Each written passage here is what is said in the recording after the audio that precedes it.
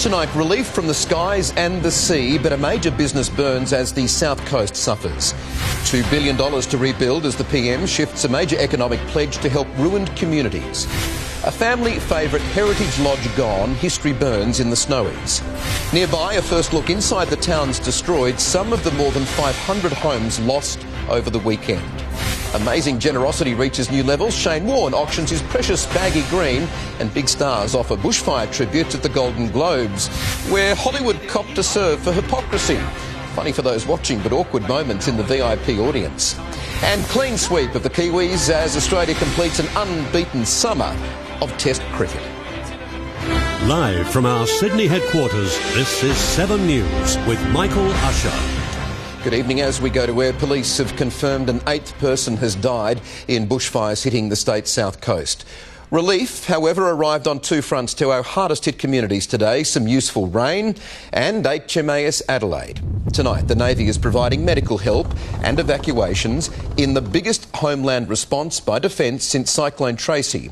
But locals fear their greatest need could be economic, with major damage to Eden's timber mill. Tim Lester reports. Eden is the jewel of the Sapphire Coast, but the only things glittering today were raindrops. Welcome, but not enough to put out the fire raging across Twofold Bay at the Eden woodchip mill. It's a very sad sight. We've just endured 3 days of hell. 3 days that spared the town but severely damaged its economy. The mill supports 600 jobs. It looks bad, very bad. The mill itself is extensively damaged. Something that would have been apparent to the crew of HMAS Adelaide as the giant warship entered Twofold Bay this morning.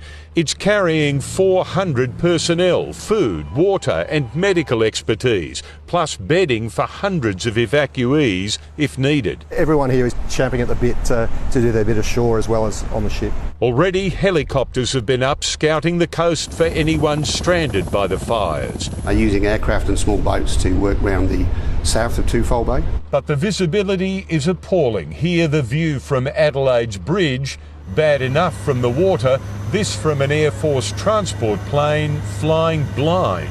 They were severe conditions. So far no one's been found in trouble. Locals barred from returning to their isolated homes. Philosophical. Frustrating this?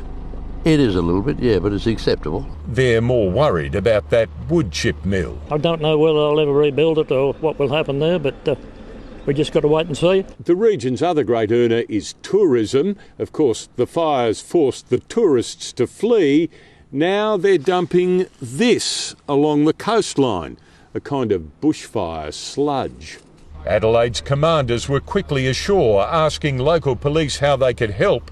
Despite rumours to the contrary, the Premier and Fire Chief say military aid is much appreciated. There has been no offer of assistance that I'm aware of that we haven't accepted. Like the Army, working here with local police to load supplies in Nowra. With 150 fires, we need all the help we can get. They can bring all sorts of plant, tradesmen, medics, logistician. The Navy also happy to oblige. And this is what we're trying to do to respond in those times of crisis and provide support as requested. If only they could save the woodchip mill. It could kill the mill altogether. I guess that's a possibility, I don't know. And Tim Lester joins us live now from Eden. Well, Tim, have a look at that behind you. It looks like the rain is settling in. 8 millimetres to 5:30, Michael. Small but just delightful, and a world apart from where this place was just over 24 hours ago. As for that 100,000-tonne woodchip pile, though, it is likely to burn for weeks, particularly if the flames have managed to get close to the core. Management tells me that firefighters have gone back to the scene this afternoon and are now trying to douse those flames. The chipper, though, and other key infrastructure over there is apparently undamaged. On the question of whether the mill will survive, management says it has faced tougher hurdles than this one. So the answer, Michael, they say, is yes. Good on you, Tim. Tim Lester in Eden, thank you. Well, towns like Eden stand to benefit from a multi-billion-dollar fund established by the federal government to back bushfire recovery across the nation. Scott Morrison says the task is his number one priority and is now more important than his government reaching a surplus this year. The bushfire season is not over yet, but the government's recovery mission is now well underway. Prime Minister Scott Morrison announces a $2 billion fund to help rebuild those hard-hit areas. One of the most significant, if not most significant, response to a crisis of this kind that the country has seen. Made available within weeks, it'll go towards reconstructing fire-ravaged roads, bridges and more without help from the states. We will meet every cost that needs to be met. We will make every investment that needs to be made. The damage bill from this unprecedented bushfire crisis will be large and its impact to the budget significant. But Scott Morrison and his Treasurer have today signalled that the bushfire recovery is more important than the government's long-prized return to surplus. The surplus is of no focus for me. What matters to me is the human cost and meeting whatever costs we need to meet. Our bottom line is getting support to the Australian people. Today's commitment is not enough to exhaust the $5 billion surplus forecast this financial year, but Scott Morrison insists he's prepared to spend more. The fires are still burning and they'll be burning for months to come. Whatever it takes, whatever it costs, we will ensure the resilience and future of this country. As the insurance bill tops $400 million already, there's still a long way until May. Jennifer Beshwati, 7 News. And generosity has been worldwide when it comes to bushfire response. Today, Aussie cricket legend Shane Warne put his beloved baggy green cap up for sale. While half a world away, Hollywood's biggest stars used the Golden Globe Awards to raise awareness of the plight down under. We'll have more on those stories a little later. The slow return to everyday life has begun for thousands of residents on the state's bushfire-ravaged south coast. Relief came in the form of rain today, but many families remain desperate without food, without water and without homes, as Jeff Parry reports. Covered in ash and dirt, Andy Conrad picks over what's left of his Malua Bay family home. Probably sink in eventually. Despite the loss, he's philosophical. This is what's happened and, they've got to be aware that it can happen again. You come back in a couple of years' time, you won't recognise the place. One of 542 homes destroyed in the region, 138 in Shoalhaven, 259 in Eurobodalla, 132 in Bega Valley and 13 in the Snowy Valleys. Rain has dampened the threat of fire for now, but life is far from back to normal. A network of poles and wires destroyed by the fires means thousands will be without power for some time yet. On the main transmission line to Mossy Point, a line crew goes about changing a crossarm burnt by the flames. They've got thousands of poles to inspect over a massive area, and it all takes time. A significant issue for Essential Energy is that it can't get its linesmen into so many areas because it's simply not safe. That means it can't assess the total damage to the network, and that makes it very difficult to say when they'll fix it. Scott Dakin doesn't have to worry much about electricity. His home at Mossy Point burnt down on New Year's Eve. His boat and car are the only possessions to his name. I thought I had a while, and then all of a sudden it was right there. Lucky to get out with what? Car and boat. Scott joined others from Tomakin and nearby communities at a distribution point for donated goods. Water, toiletries and baby necessities were trucked down from Canberra this morning, and there's more to come. There's a lot of people all pitching in and doing the extra bits when they could be at home looking after themselves. For many, though, the restoration of electricity can't come soon enough. Camping out without hot showers and cooking has its limits. And Jeff Parry joins us now live from Eurobodalla, where locals have been searching for a missing person. So, Jeff, what is the latest information there? Yes, well, it's some sad news, Michael. A 71-year-old man has been found deceased on his property west of Bodalla at Narragunda. He was last seen on New Year's Eve moving some machinery onto the property, hadn't been seen since, and rescuers had great difficulty getting back there because of all the fires in the region which greatly impacted his farm. Police and other rescue agencies organised a large-scale search of this area this morning, and unfortunately his body was found by some local people between his farmhouse and his vehicle, which were both burnt out. So some very bad news, or very sad news there, Michael. A little bit of good news for the people of Batemans Bay. The electricity company has just told me that they're expecting them to have Bateman's Bay back on the grid a little later this evening. Michael? Jeff Perry, thank you so much for that again. Well, family-owned and an alpine paradise for generations, but tonight, Selwyn Ski Resort lies in ruins after being consumed by fire. Rubble, melted equipment and destroyed memories are all that's left of the historic field. Taylor Aitken has more from the Snowy Mountains. This is all that is left of Selwyn Ski Resort. What was once a winter sports paradise. Selwyn Snowfields has grown from a primitive one-lift operation to a sophisticated resort with 11 lifts. Now charred, left hollow by an all-consuming blaze. Buildings, ski equipment, staff, accommodation, all burned to the ground. We've sort of prepared ourselves that, there's obviously the buildings are damaged. Look, we're committed to rebuilding and what that looks like, the bigger picture. We'll hopefully find out over the next day or so. So the plan is to build the resort, rebuild it, hopefully better. Snow was falling here just 2 months ago. Today some lifts were still standing. The chairs that go on them were not. Billed as an affordable snow destination for families, now memories are all that remain of the family-run business. Late this afternoon, staff were able to gain access here and see for themselves what was left standing and what couldn't be saved. But despite the devastation, a sense of community spirit.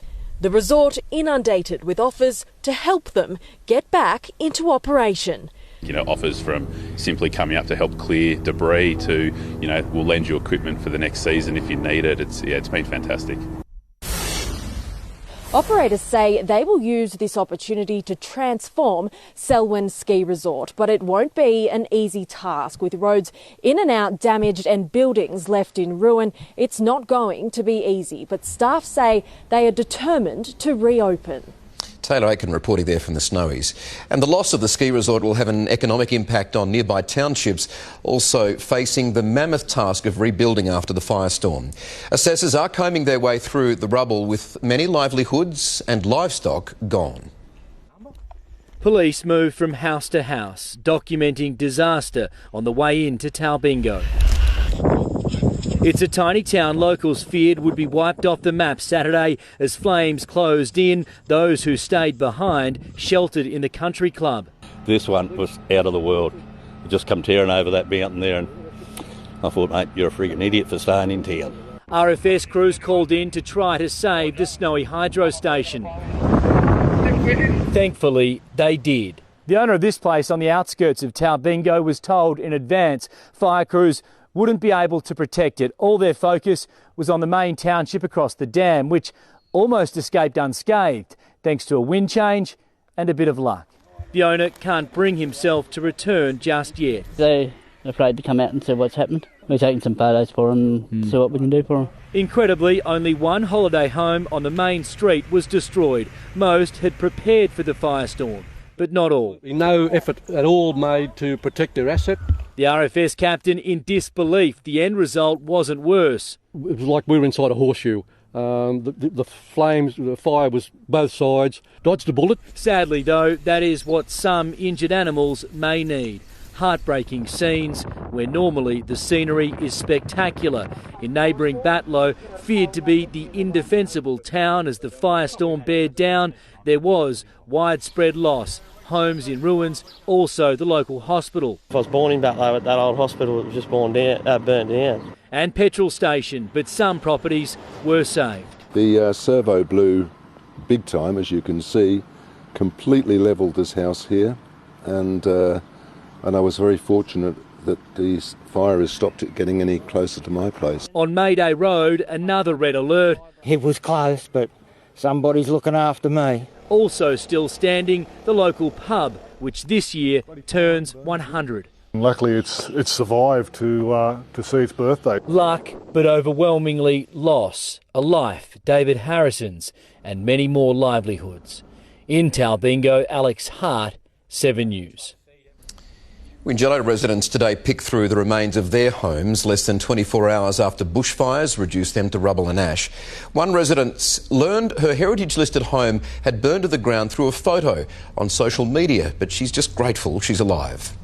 In Wingello, the hardest of homecomings. look to find fire has left little behind but sadness. You all right? Yep. Sure. It's a bit hard to believe, but though, what's happened? They'd managed to move the best of a car collection to safety, not all of it, only just completed doing up the house. Well, as you can see, I've lost everything. Pretty tough. Yep.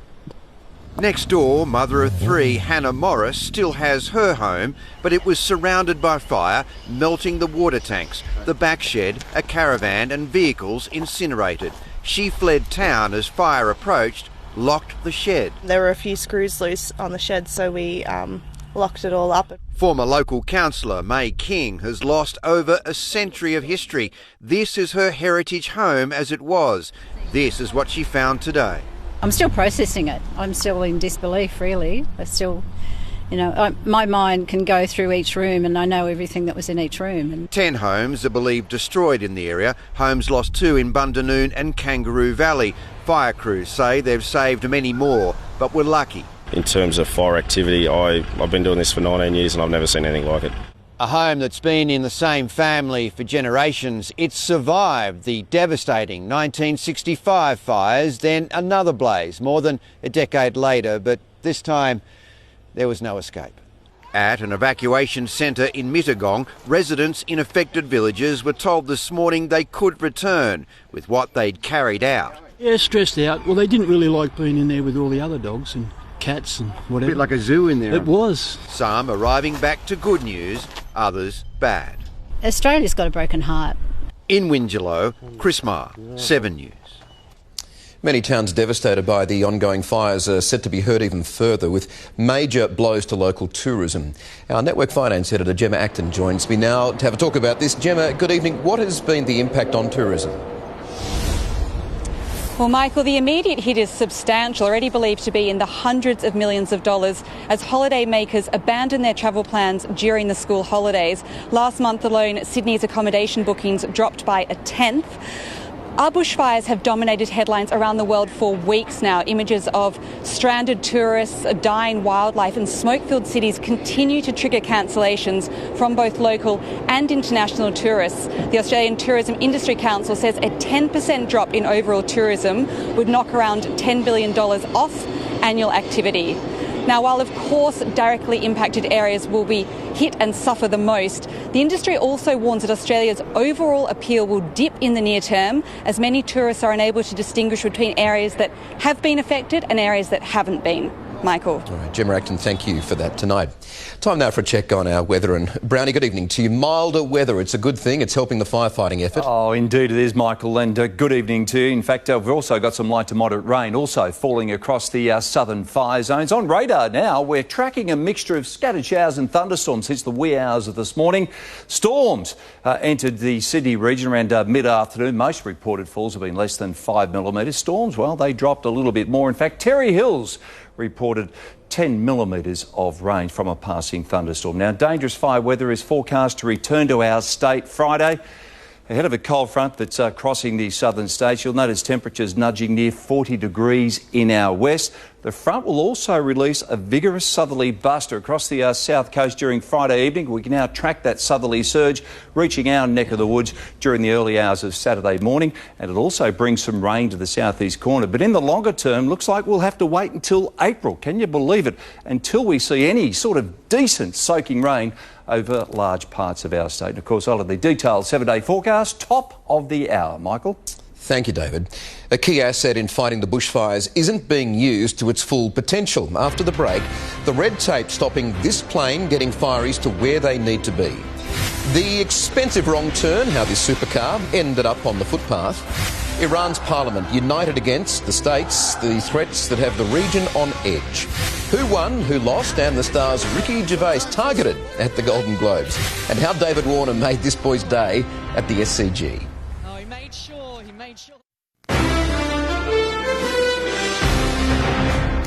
A woman has needed hospital treatment after a very expensive crash in the heart of the CBD.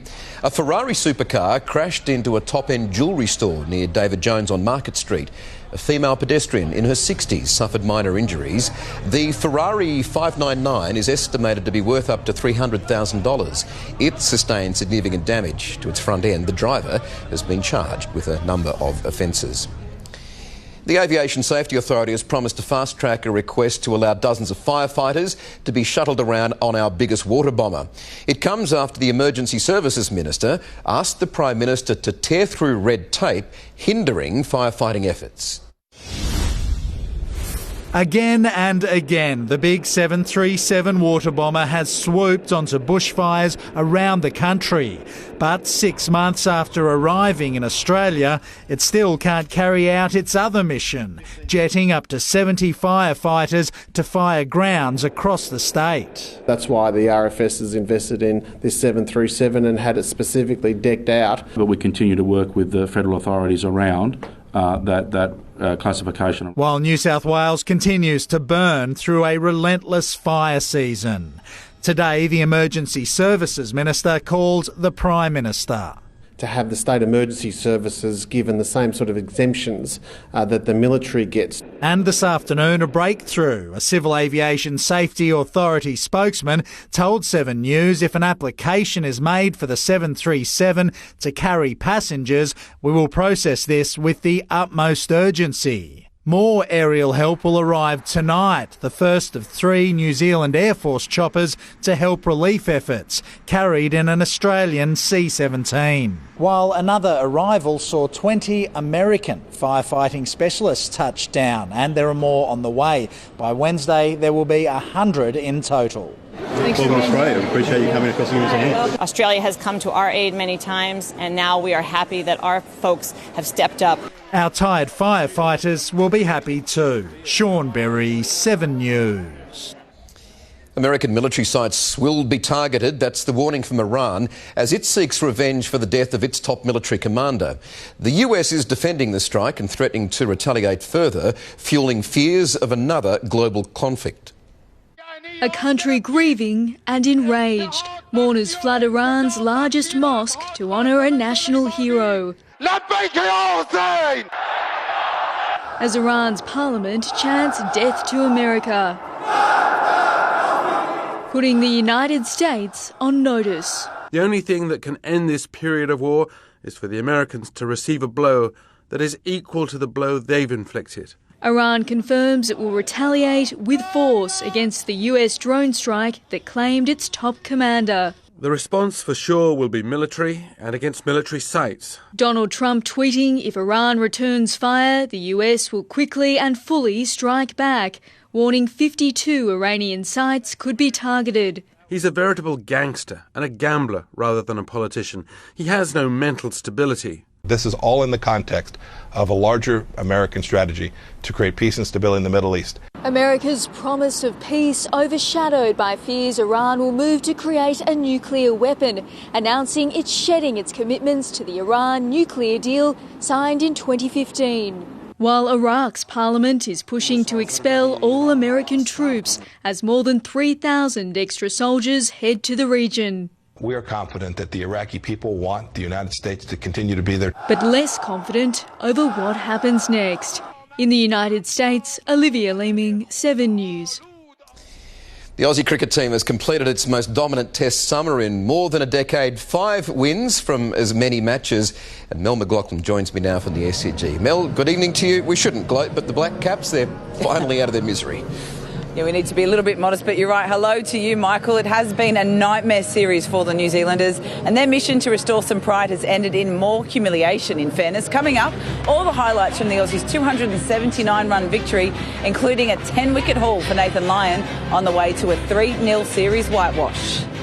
Also coming up, Aussie paceman Josh Hazlewood stars for the Sydney Sixers in his return from injury. Young gun Josh Philippi also had a night out in front of a packed house in Coffs Harbour. And a savage welcome to English football for Matilda's captain Sam Kerr in her debut for powerhouse club Chelsea. Our attention, though, is all here at the SCG. It's been a terrific summer for the Aussies. So many highlights. I'll speak to you soon. Look forward to it, Mel. Thank you. Thanks. Well, paying for parking at hospitals continues to hit the sick and their families very hard. After the break, the staggering amount the government is bringing in. Also, tens of millions raised for fire relief, but is the cash going where it needs to?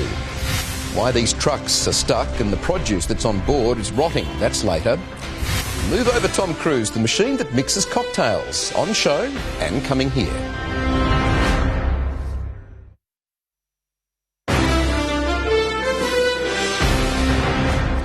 Australians continue to dig deep for bushfire appeals, with one celebrity fundraiser topping the lot tonight, surpassing the $35 million mark. Even small Pacific countries are chipping in. Vanuatu's just donated $250,000. Charity by the carload. I think it's absolutely lovely. I think it's wonderful, and I think it reflects the best we've got in humanity. Amongst a series of big fundraisers, comedian Celeste Barber's campaign to dig deep and help has eclipsed them all. In only a few days, she's drawn in more than $35 million to be held in trust for the RFS. And our challenge is to make sure we spend that money wisely and effectively, and where people are intending to have that money targeted. That spirit of generosity inspiring Shane Warne to auction off his beloved baggy green. That's the least I can do. We're all trying to do our best. Everyone wants to touch and help out because it's touched us all. Corporate Australia digging deep too. Carnival Australia donating $350,000 to the Red Cross. But there are warnings too, with Lowlife setting up fake fundraising pages, taking advantage of people's goodwill to fill out their own pockets. Unfortunately, I think this is just the beginning. We're going to have a lot of unscrupulous people trying to take advantage of this situation, which is simply just a dreadful thing to do. The advice is stay with registered charities.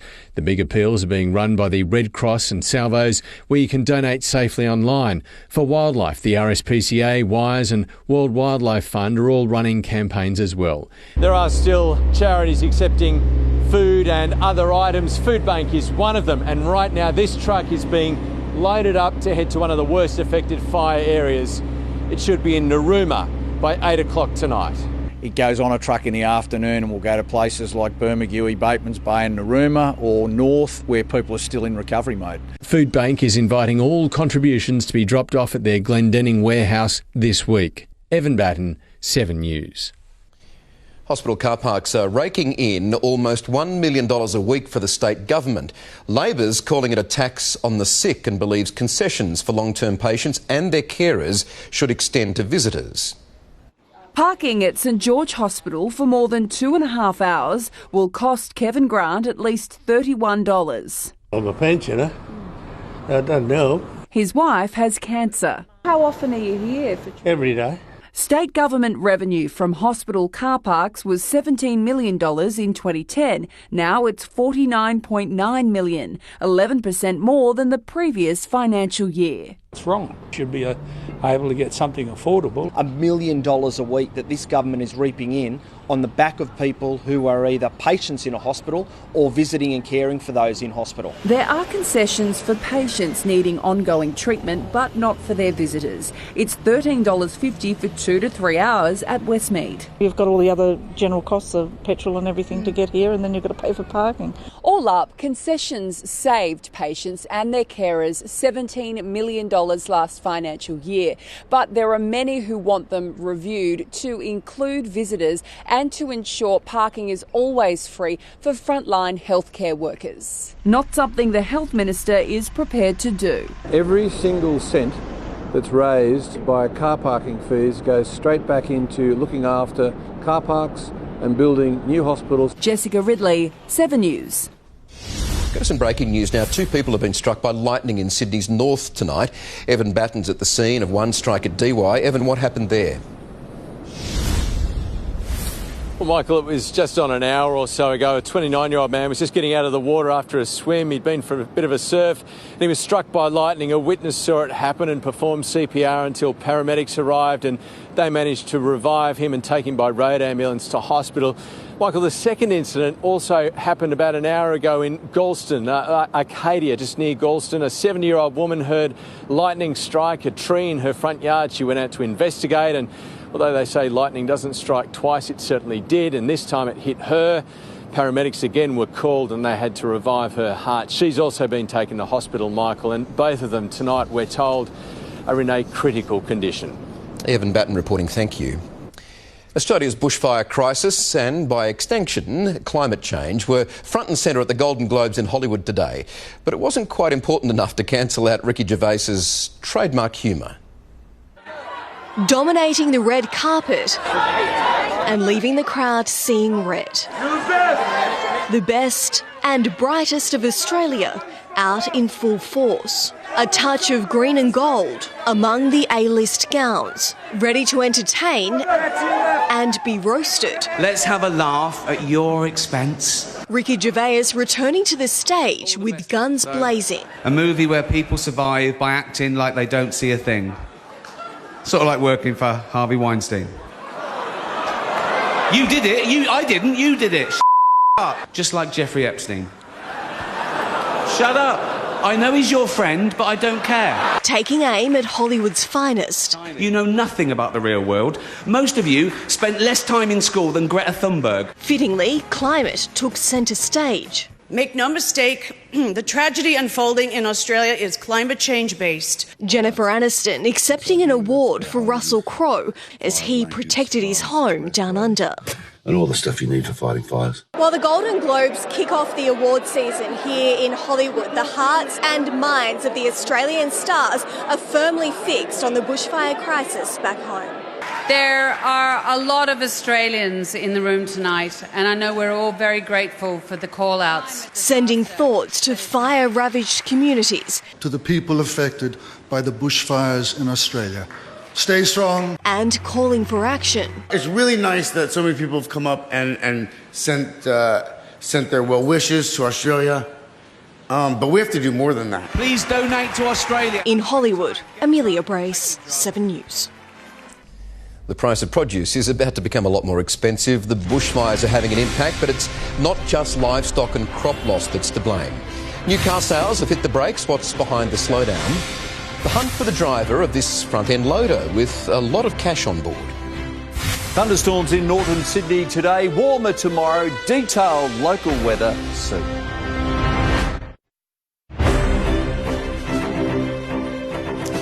The effect of the bushfires now being felt on supermarket shelves as livestock and crops go up in flames and supply trucks become stranded. Fires around Batlow will push apple prices up, while some wines will become more expensive after vineyards were scorched.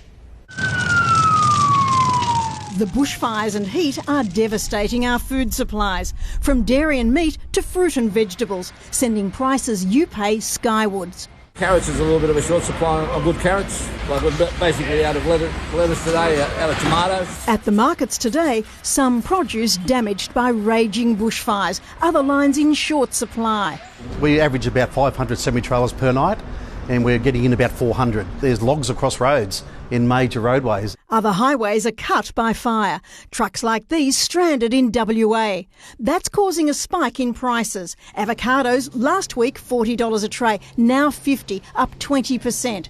Batlow, a major supplier of apples, lost 5,000 trees and temporarily power. Prices up at least 20%.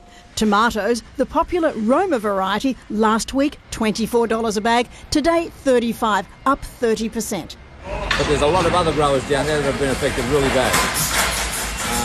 To what extent, to tell you the truth, it's still too early to tell. With vineyards in Victoria and South Australia burnt, wine prices will also rise, around 10%, especially for cheaper whites. And many surviving crops will be smoke-tainted. Cherries and oranges now gone, their season finishing 2 weeks earlier than normal. With more fires expected to ravage fruit and veggie crops and store supplies, it's likely we're in for further shortages and price rises. Helen Wellings, 7 News. New car sales have crashed to their lowest number in 8 years, with the federal motoring body revealing a 7.8% decrease in 2019. The Chamber of Automotive Industry's chief is blaming economic conditions for the results. The Toyota Hilux claimed #1 spot for top-selling vehicles with nearly 48,000 sales. Police in Queensland are on the lookout for this man who used a front-end loader to steal an ATM in Townsville. He knocked over some bollards on his way to collecting the cash before taking off. The rig and the ATM were found a short distance away in the grounds of a local school. It's not clear how much money he managed to steal. Well, the brightest tech minds in the world have descended on Las Vegas. Coming up, the inventions set to change our lives, or at the very least the way we socialise. Don't miss that story. Soon here on 7 News. First though, Mel is back with sport from the SCG. Mel, hello again. A perfect summer for the Aussie Test team.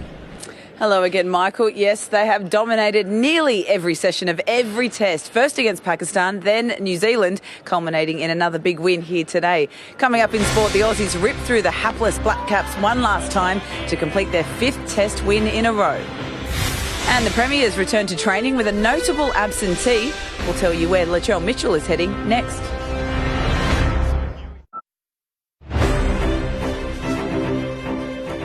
Welcome back to the SCG, where Australia has completed a clean sweep of New Zealand and perfect 5 from 5 test wins in a glorious and ruthless summer.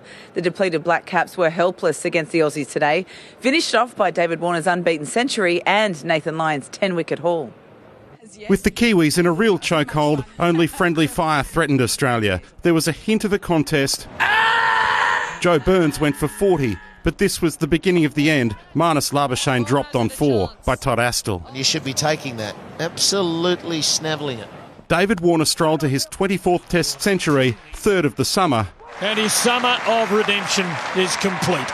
786 runs at 131, the most by an opener in a 5-test season. The only hiccup was a 5-run bonus to New Zealand for running on the pitch. What am I doing wrong? They needed a lot more help than that. The summer of Marnus reached 896 before self-sacrifice. And that is in the air and down the throat of Latham. And Warner left with a priceless parting gift young Freddie won't forget. Beyond the 7 News. Needing 416 to win, more realistically 51 overs just to reach day 5. Sliced away, look at Lyon go, low to his right. The Black Caps collapsed badly. Oh yes! With no sympathy from umpires or technology. Straight in the game, Nathan Lyon. Coats of varnish in it for Latham and Raval when Glenn Phillips went.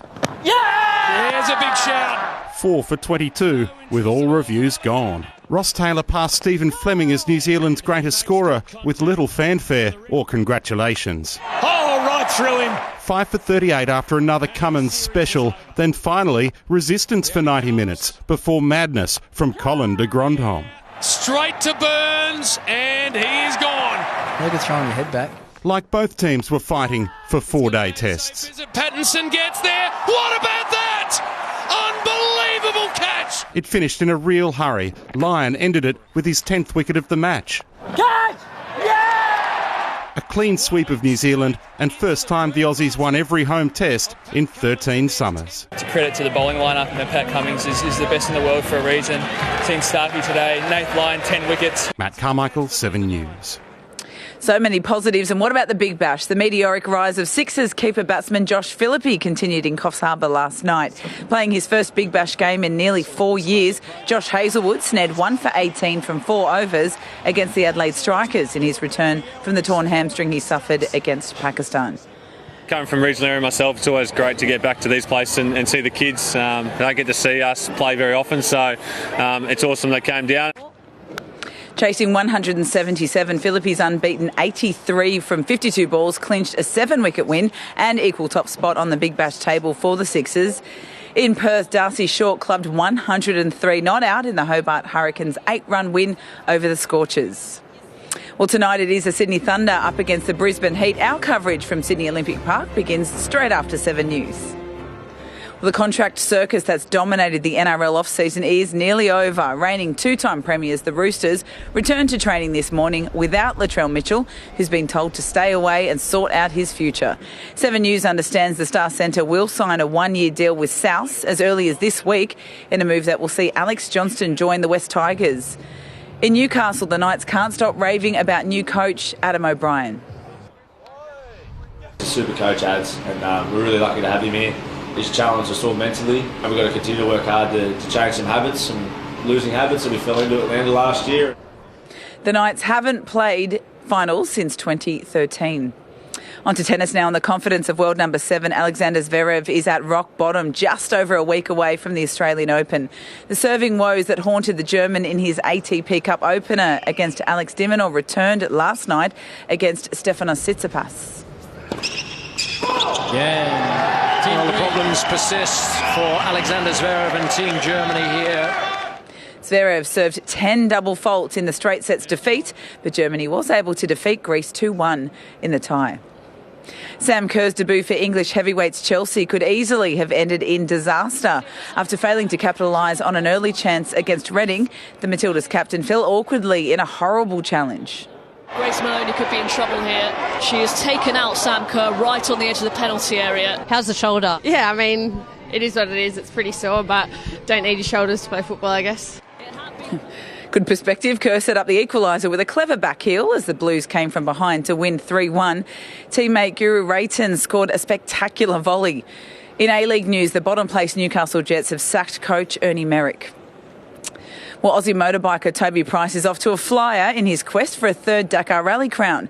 The 2020 edition of the famous race is being held in the Saudi Arabian desert. Price won the first stage of the 7,900-kilometre trek by 5 seconds.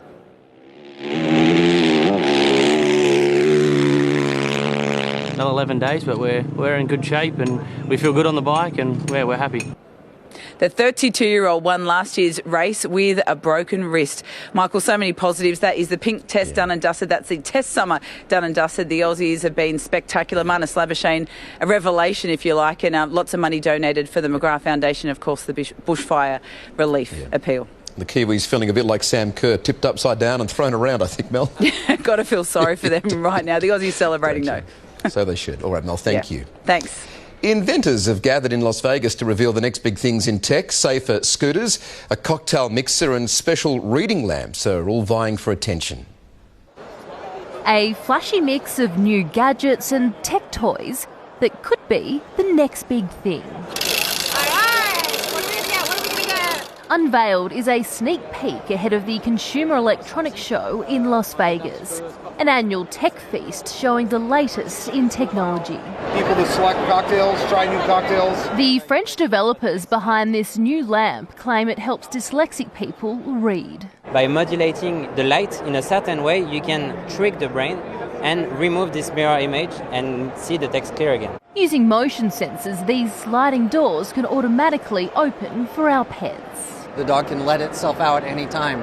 You can also use your smartphone to let the dog out manually from anywhere in the world. And due in Australia next year, a machine that crafts cocktails at the touch of a button. Making cocktails at home is a pain in the butt, right? If you don't have the liqueurs on hand, the bitters, the juices, select their capsule, and in a moment's notice can just select to have a cocktail right away. This event is a chance for smaller tech companies to get noticed before the crush of the crowd. Every year, a handful of products become the talk of Las Vegas, while others never make it to market. The quality of the products that shine through will be the ones that we see on the shelves. In Las Vegas, Natasha Squarey, 7 News. David is back and he has the latest forecast. Brownie, here's a change. It's feeling like the humidity's building. Indeed it is, Michael. In fact, I think it'll be too high for some tomorrow. I'll have your forecast straight after the break.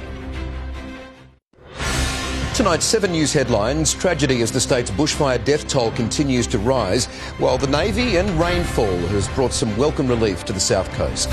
An expensive crash and lucky escape with a $300,000 Ferrari ploughing into a CBD jewellery store.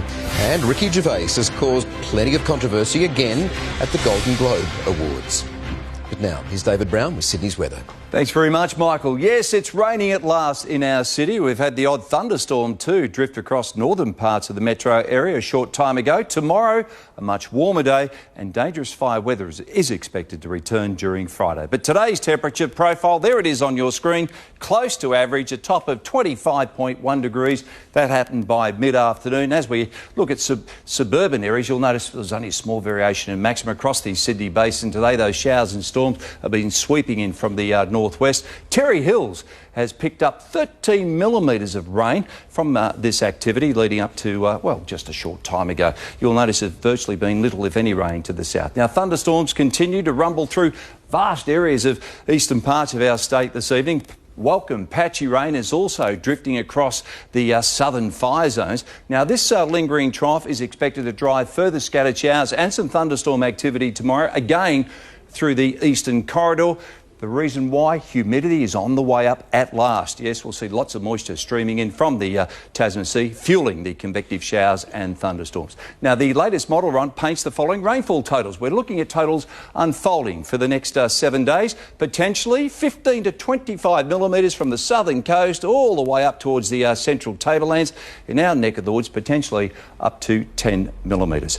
Interstate tomorrow, Melbourne, smoky conditions, light winds and a forecast top of only 21 degrees. Brisbane should be sunny and clear skies and around 31 degrees. Wet and windy weather starting to build in Broome. Yes, our first cyclone for the season is approaching, a top of 32 degrees for Broome. Back home, humidity is on the rise. That's why we'll see those scattered showers and storms again returning to the eastern corridor. Most of that activity, as I mentioned earlier, during the afternoon into the early evening. Closer in, humid. That's the weather word tomorrow. It will be warmer than today, mid-30s building inland. And look at that storm activity popping up late in the day.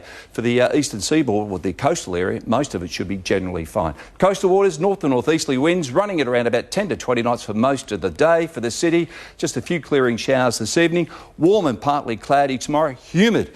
And yes, a warm top of around 28 degrees. Quick look at that 7-day forecast now. Smoke haze Wednesday and Thursday. Friday, danger day. Increasing fire danger. Cool, gusty southerly change pushing through early Saturday. That's the latest weather, Michael. Good on you, Brownie. Thank you for that. And that is 7 News for this Monday. We'll have updates for you throughout the evening, and sunrise, of course, is from 5:30 tomorrow.